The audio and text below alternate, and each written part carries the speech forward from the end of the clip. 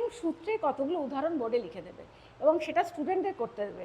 তখন তারা যদি সেটা ঠিকভাবে করতে পারে তাহলে তুমি বুঝবে যে তারা ঠিক বা সঠিক সিদ্ধান্তে উপনীত হতে পেরেছে, অর্থাৎ বিশ্লেষণটা তারা সঠিক শিখেছে। ঠিক আছে?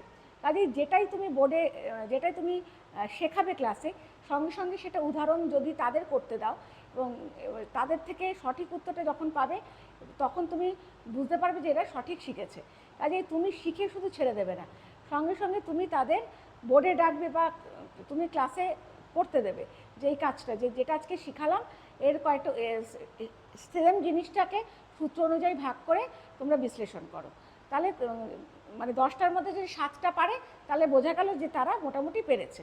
আচ্ছা, নেক্সট যে বিষয়টা সেটাকে কি দেখা যাচ্ছে যে এরপর যেটা আমরা পড়ব সেটা হলো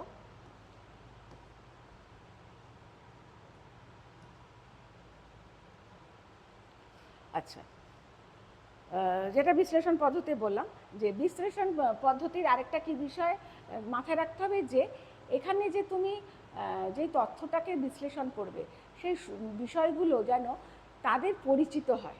ঠিক আছে? ঠিক অপরিচিত বিষয় নিয়ে যদি সূত্র আকারে তাকে বিশ্লেষণ করতে দাও, একদম একদম অপরিচিত শব্দ, সেটা কিন্তু ভাঙতে তারা ইন্টারেস্ট পাবে না।